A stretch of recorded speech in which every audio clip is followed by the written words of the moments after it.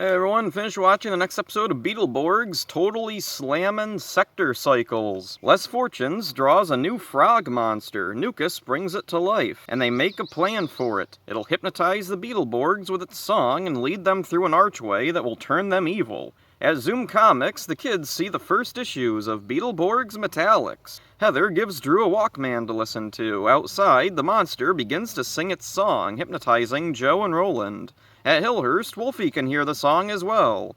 It doesn't hypnotize him, though, it just annoys him. Drew sees his friends walking away and follows. He tries to hold them back when he spots the bad guys nearby. Flabber contacts Drew and warns him about what's going on. Drew borgs and drives off the bad guys. Joe and Roland return to normal. They head to Hillhurst, and Fangula tells them about the monster Hagfish. He's familiar with this type of monster. Suddenly, the bad guys appear outside with Hagfish. It begins to sing, once again putting the kids under a spell. Flabber stops them with magic headphones. Nukas and his crew retreat, but tell the kids they plan to target Charterville. Drew has a plan. When he was transformed earlier, Hagfish's song didn't affect him. They try to summon the AVs, but Hagfish's song is disabling them.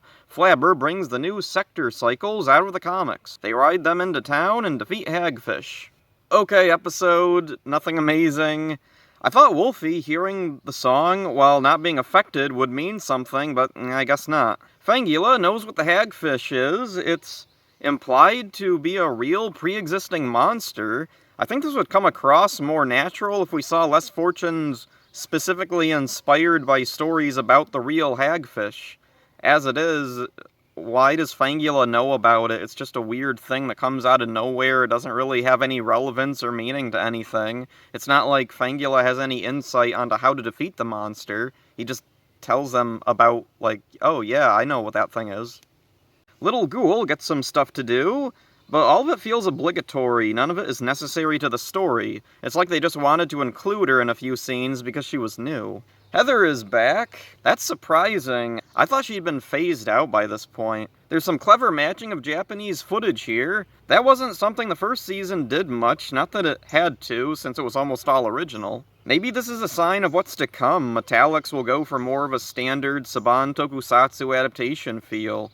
VR Troopers and Masked Rider both took great pains to match its corresponding tokusatsu source footage, while Beetleborgs was content to let entire episodes go by barely using any. Not bad, but not as special as the first season. That's it for this one. Hope you enjoyed it. See ya. Excellent.